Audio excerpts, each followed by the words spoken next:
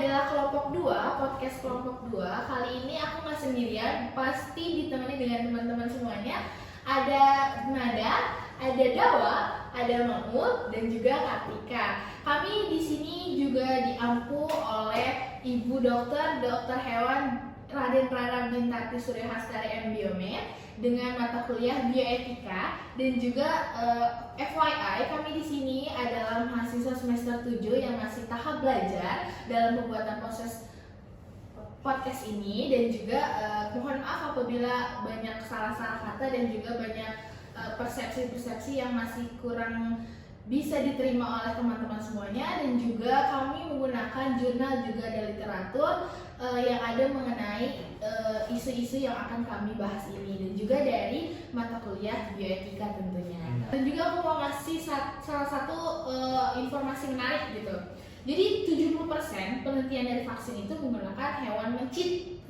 Mencit ya kayak tikus ya kayaknya gitu. Kecil ya. Tapi dia bisa menjadi apa ya, penyelamat lah istilahnya pada saat COVID-19 itu gitu. Jadi gimana sih regulasinya? Kenapa harus pakai mencit dan segala macamnya? Nah, kita bahas di podcast kelompok 2. Oke. Sebelum kita masuk, kan tadi kita udah bahas vaksin, bahas mencit. Kan mencit itu hewan ya, dan juga dilakukan untuk penelitian gitu ya, pada saat penelitian klinis gitu kan. Apa sih yang dimaksud dengan hewan percobaan gitu? Kenapa disebut hewan percobaan gitu intinya? Jadi gini ya teman-teman ya, jadi teman-teman semua yang kita pelajari nih, terutama yang udah diajari sama Bubin ya dalam mata kuliah bioetika.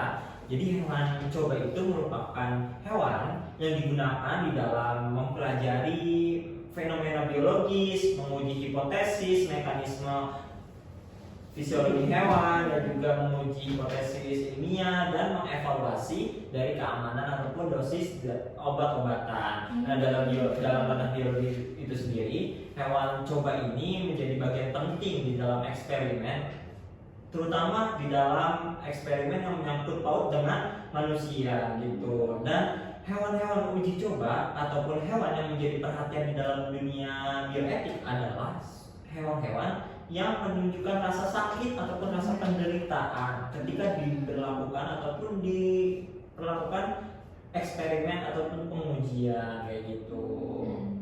Berarti ada standarnya ya? Iya, jadi concernnya itu adalah setiap hewan yang menunjukkan rasa sakit lah intinya kayak gitu. Istilahnya berarti hewan yang digunakan untuk penelitian dan bisa menunjukkan rasa sakitnya. Jadi hewan coba itu kayak membantu peneliti juga ya buat uji praklinis gitu ya. Efeknya tuh ke manusia atau gimana gitu, kayak vaksin ini juga pakai mencit kan tadi Adis bilang ya? Iya. 70%-nya menggunakan mencit. Iya, wah keren banget berarti mencitnya. Kayak jembatan antara peneliti laboratorium terus digunain untuk medis manusia gitu. Iya benar. Mantap banget berarti ya. Keren. Berarti kira-kira apa ya yang mendasari kenapa sih mencit ini digunakan sebagai Hewan uji coba ya? Karena ada yang lain. Iya, ada kelas mencit gitu. Dan lain. Jadi gini teman-teman, itu gue pernah Apa? baca ya. Jadi awal banget mencit digunakan sebagai hewan uji coba itu pada awal abad ke-20. Lama banget Iya, ya. lama banget. Alasan pertama itu karena ternyata nih genet mencit itu punya kemiripan sebesar 95% dengan manusia. Semirip itu. 95%. Berarti mirip banget ya.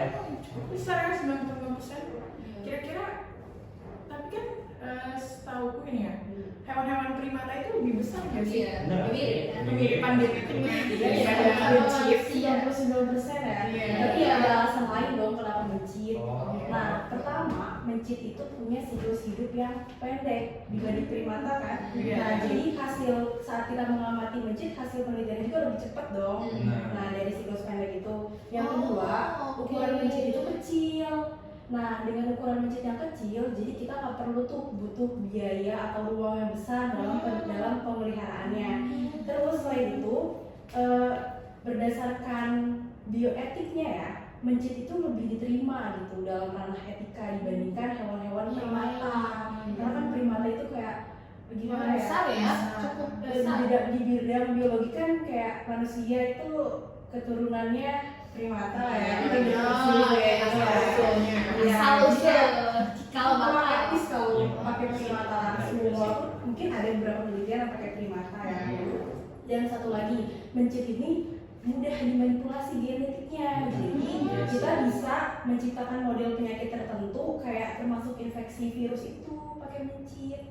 Oh, jadi mencit kalau kita pengen penelitiannya lebih cepat dan juga istilahnya murah ya. Iya, efisiensi biaya lah. Nah, jadi kita bisa pakai mencit gitu. Kalau misalkan mau lama-lama, ya jangan nanti nggak lulus ya. Gitu ya. Dan juga hasilnya lama banget.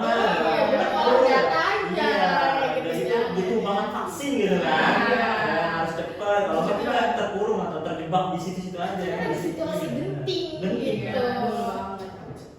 Kan tadi Dawa tuh udah ngejelasin ya tentang mencit-mencit ini kenapa digunakannya. Iya. Nah, ada nggak sih salah satu contoh penelitian mengenai pencit ini? Nih, jadi gini nih, contoh mencit digunain dalam penelitian vaksin misalnya. Hmm. Kamu waktu itu pernah baca di dalam publikasi skripsi ini, gue share ya. Oke, sip. Oke. Sering juga di situ. Ya, guys. Nih, jadi judulnya itu kan pengaruh pemberian vaksin protein spike coronavirus berbasis live bacterial vector, kita singkat LBV aja ya, terhadap profil hematologi dan kimia darah mencit. Nih, jadi intinya si dalam penelitian itu mau diteliti nih vaksin dari protein spike coronavirus pakai LBV. Itu dari Lactococcus lactis. Nah, untuk menentukan efek dari vaksin yang mau diteliti ini, berarti harus ada uji praklinisnya dulu kan? Oke, Nah, iya benar. Nah, terus uji praklinisnya itu kita pakai hewan mencit. Dalam penelitian itu pakai hewan yang mencit. Nah, di dalam menggunakan hewan mencit itu dilihat tuh analisis terhadap hematologi dan biomarker spesifik organ tertentu. Jadi intinya sebelum vaksin tersebut diberikan kepada manusia, kita uji coba dulu terhadap mencitnya itu, gimana efek sampingnya. Takutnya kan kayak vaksinnya belum 100% Iya. baik untuk manusia ya, kalau takutnya kita ada respon-respon yang mengkhawatirkan atau yang nggak kita inginkan. Nah, berarti kita uji coba dulu ke Mencit. Oke, berarti dari penelitian ini menggunakan protein spike ya, dan juga dengan versi LBV tadi. Iya, Biar vaksinnya itu. Oke, biar tahu gitu ya gimana sih efek dari penggunaan mencit ini untuk Responnya. respon mencit. Oke, respon mencit terhadap uji klinis Vaksin ini. itu, ya. Oke. Ya, paham Ada banget. uji praklinis sebelum Iya. manusia pakai hewan. Mencit itu. Tapi aku masih penasaran deh, kira-kira gimana sih konsep mencit ini dijadikan sebagai uji praklinis COVID-19? Kira-kira ada yang tahu? Oke, jadi sekarang kita bahas tuh gimana peran si mencit ya dalam vaksin COVID-19 ini. Jadi mencit itu teman-teman digunakan di dalam, intinya tadi yang sudah dijelaskan sama Dawa adalah memahami respon imun tubuh kita nih. Imun tubuh kita tuh dipahami gimana sih responnya terhadap si virus SARS-CoV-2 ini yang menjadi penyebab dari COVID-19 kayak gitu. Nah, salah satu penelitian yang sudah dilakukan, penelitian besar nih, bahkan itu menggunakan, tadi kan Dawa bilang juga mencit itu bisa ditransgenik kan? Iya. Nah, dalam penelitian yang besar ini juga mencit itu digunakan di dalam penelitian vaksin COVID-19. Salah satunya menggunakan mencit transgenik. Nah, gimana tuh transgeniknya? Transgenik di sini mencitnya itu membawa salah satu gen manusia. Gen apa? Namanya itu adalah gen AC2-nya ini gitu. Nah, Dua ya. iya AC2. Jadi gen ini tuh memahami ataupun membantu para peneliti ini bagaimana sih si virus ini masuk ke dalam sel tubuh manusia tersebut gitu. Oke, Kita mulai dulu deh bentar Pak. Oke, nggak apa-apa silahkan. Tadi kan yang ditransgenikan atau yang disisipkan ke mencit itu gen AC2. Nah, gen AC2 itu punyanya manusia. Betul. Tapi kenapa kita pakai gen AC2 ini? Iya, kan ada kayak gen-gen yang lain ya. Iya. Iya, jadi gini teman-teman. Faktornya gitu. Iya, jadi gini.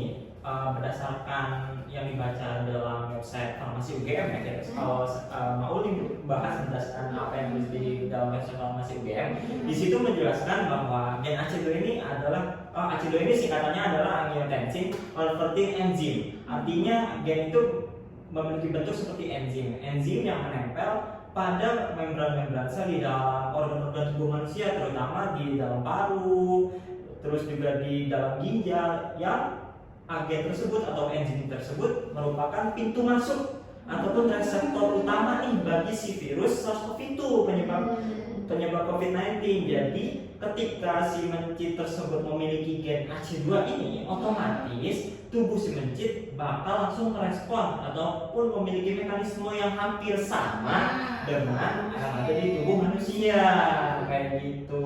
Jadi pas manusia atau orang-orang yang terkena COVID ini karena gara-gara ada gen AC2 ini berarti ya? Iya benar. Maksudnya? Iya benar. Jadi kan jadi gini loh. Jadi si SARS-CoV-2 itu kan dia kan berikatan dengan AC2 nih, kan? Inangnya itu gen AC2. Iya, inangnya adalah reseptornya.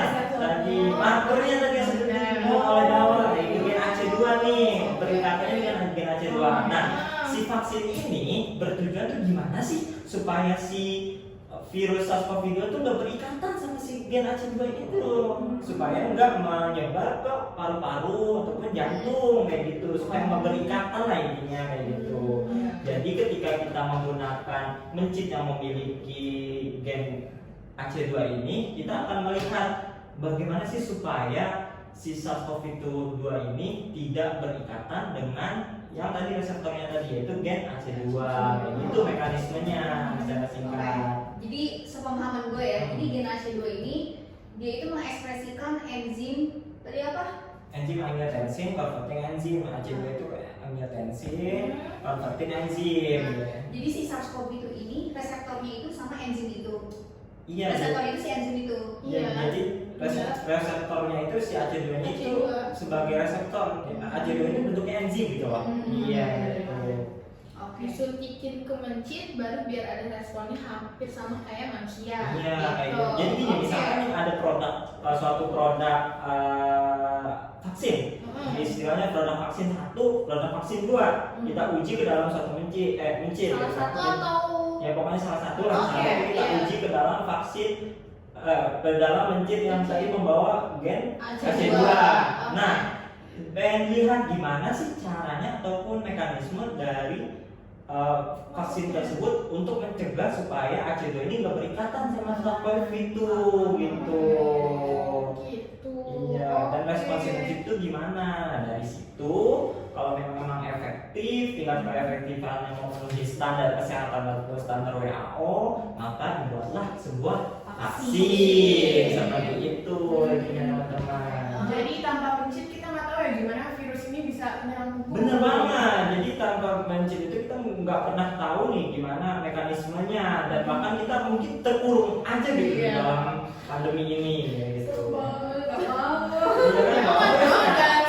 Bisa dibilang mencit ini sebagai pahlawan lah ya, pahlawan kecil di balik pengembangan vaksin. Kita beri apresiasi kepada vaksin gitu kan ya. Nah bahkan nih teman-teman, ada salah satu negara yang memang mengapresiasinya tuh sangat tinggi gitu terhadap mencit tersebut. Iya, bahkan dibuat patung teman-teman. Iya. Jadi skala besar gitu dong. Iya, patung, benar-benar patung mencit gitu. Itu di negara mana? Nah itu tuh kalau bisa teman-teman tahu ya, itu tuh ada di negara Rusia. Coba deh teman-teman searching. Jangan lupa ya, Iya. itu fakta menarik lagi. Kita tahu nih. Kita aja baru tahu ya. Itu baru tahu sih. Berarti itu masyarakatnya rata-rata Iya. pada Mengapresiasi lah, sebagai bentuk apresiasi gitu kan. Oke. Keren banget ya sampai dibikinin patung gitu apresiasinya. Oke. Jadi kita beralih nih, apa sih kontribusi dari mencit ini? Kan tadi pastinya udah dipakai ya gitu. Pasti ada dong, kan ada rasa sakitnya di mencit ini. Pasti ada pro dan kontranya dong dari penggunaan mencit ini. Apa sih yang menjadi pro dan kontra ini? Betul banget tuh, pasti ada pro dan kontra dari Penggunaan Jadi isu etika ini memang selalu muncul kan di semua penelitian hewan uji coba. Namun di satu sisi nih, penelitian ini juga membantu kemajuan di bidang medis. Nah, di sisi lain ada pertanyaan moral, apakah etis ini mengorbankan nyawa dari hewan demi kesehatan manusia. Nah, banyak pihak yang berargumen bahwa hewan ini memiliki hak untuk hidup tanpa penderitaan. Dan penggunaan mereka ini dalam penelitian seringkali menimbulkan rasa yang tidak nyaman dan bisa juga stres. Iya sih. Hewan Kalau biasa ya. jadi otomatis hewan itu kan stres Iya, kan. pasti. Hewan juga gitu kan.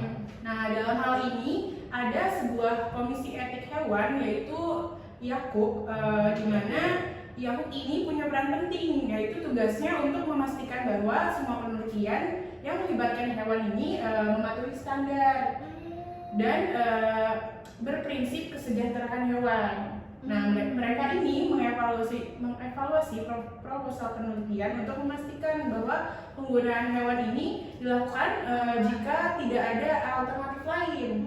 Nah, kemudian juga peneliti telah mempertimbangkan kesejahteraan hewan ini dengan serius. Nah, selain itu, IAKUK ini juga menerapkan prinsip 3R seperti yang kita udah pelajari di kelas bioetika kemarin. Apa sih 3R itu? Yaitu ada replacement, reduction, dan refinement. Nah, 3R ini mendorong peneliti untuk mengganti penggunaan hewan dengan metode alternatif jika memungkinkan. Kemudian juga mengurangi jumlah hewan yang digunakan, serta memperbaiki prosedur untuk meminimalkan rasa sakit dan stres pada hewan. Nah, dengan demikian, meskipun penelitian hewan coba ini memberikan manfaat yang besar bagi kesehatan manusia, keberadaan komisi etik IAKUK ini juga membantu memastikan bahwa praktik tersebut dilakukan dengan cara yang etis dan bertanggung jawab.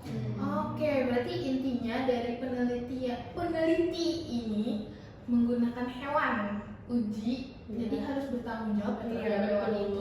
Nantinya akan diapakan hewan ininya, gitu. Kalau boleh semena-mena. Iya sih, sama-sama sok tahu hidup soalnya. Iya. Oke, Jadi bentar ya, aku mau lanjutin yang tadi Nada ya. Kan tadi pertanyaannya ada pro sama kontra kan? Iya. Jadi ada gerakan namanya itu anti vivisection. Jadi gerakan ini tuh tidak menyetujui atau sangat menentang penyayatan pada hewan Hewan dicoba. dicoba.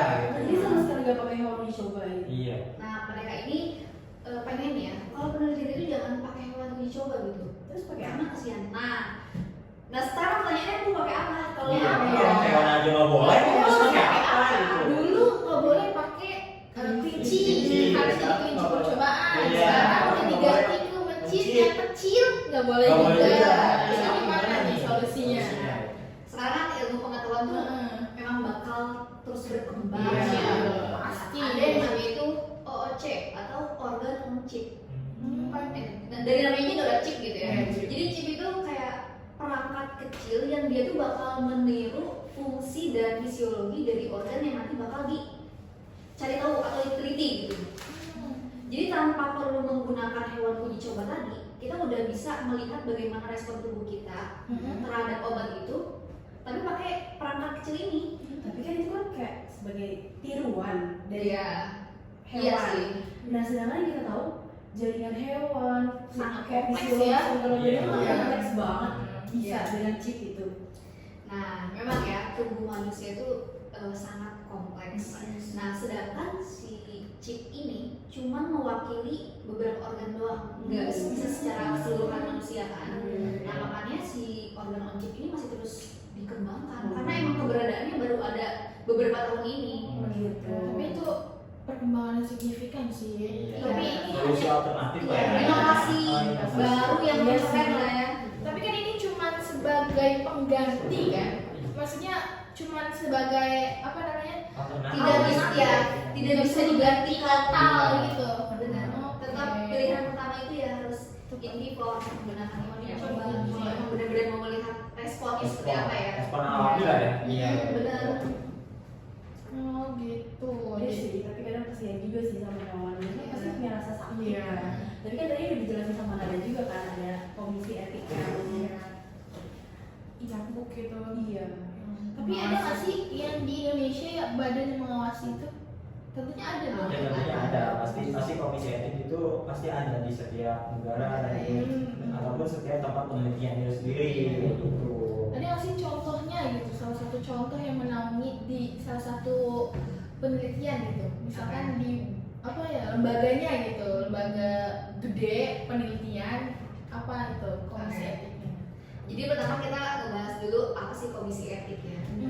Jadi komisi etik itu lembaga yang memastikan kalau penelitian ini sesuai dengan nilai-nilai etika.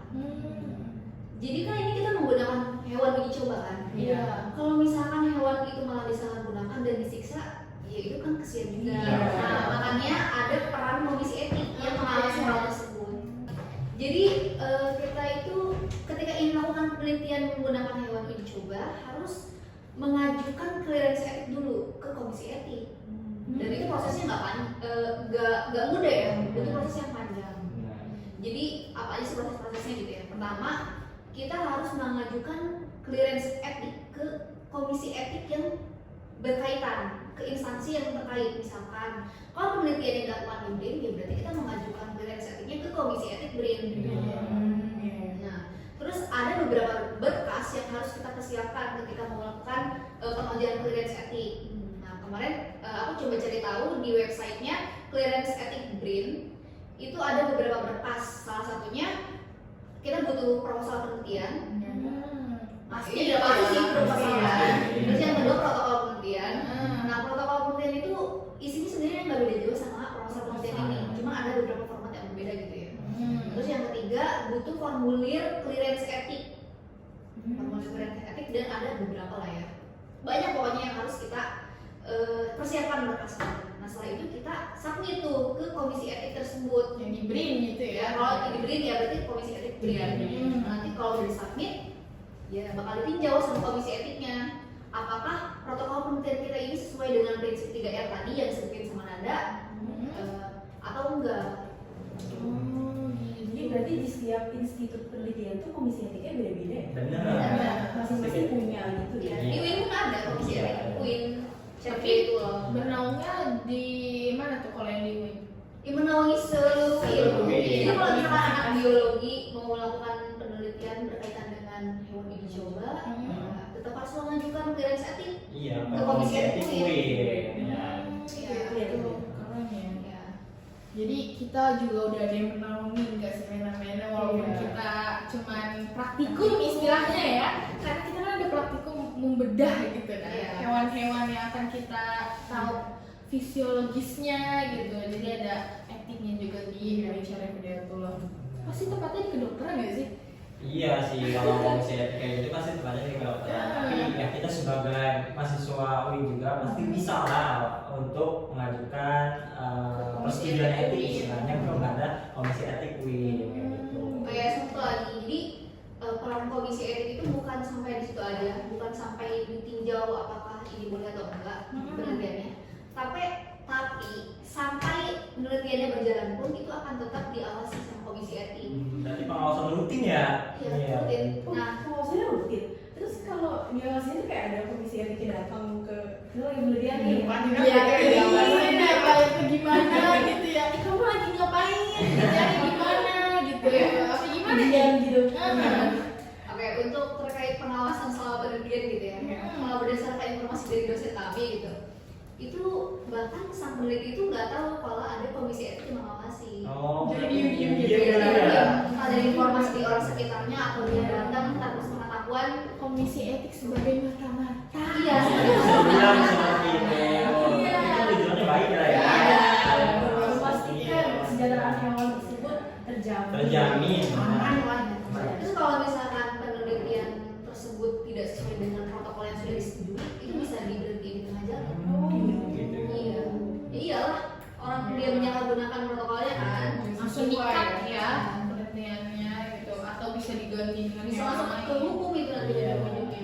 Oh iya nih, tadi kita udah banyak banget ngebahas. Nah, kira-kira di Indonesia sendiri ada nggak sih peraturan undang-undang yang mengatur tentang komisi etik, Oh, iya. penggunaan hewan Oh, dalam iya. penelitian? Pasti kalau ada badan, ada peraturan. Ya harus ditaati dong ya kan? Ada dong, Ada. langsung ada. Jadi diatur di dalam Undang-Undang Nomor 41 Tahun 2014 di mana Indonesia ini di Indonesia ini memastikan bahwa penelitian dilakukan dengan standar etik yang ketat. Tujuannya itu untuk melindungi kesejahteraan hewan dan keberlanjutan praktik peternakan. Nah, undang-undang ini menekankan pentingnya pelaksanaan penelitian yang tidak hanya mematuhi regulasi hukum, tapi juga mempertimbangkan aspek moral dan etika dalam interaksi manusia dengan hewan. Aman dan terjamin lah. Iya, nah dengan adanya regulasi ini diharapkan setiap penelitian tuh akan mempertimbangkan dampaknya terhadap kesehatan hewan dan lingkungan. Oke. Jadi intinya dari pembicaraan kita ini, kenapa sih dipakai mencit gitu sebagai hewan uji coba? Karena ukurannya kecil. Terus juga fisiologisnya sama 95%. Genetika kayak manusia gitu kan. Siklus hidupnya pendek. Jadi lebih cepat kita nih penelitiannya, lebih cepat lulusnya, hasilnya juga. Jadi misalkan mencitnya habis disuntikin vaksin, jadi kita tahu nih efeknya.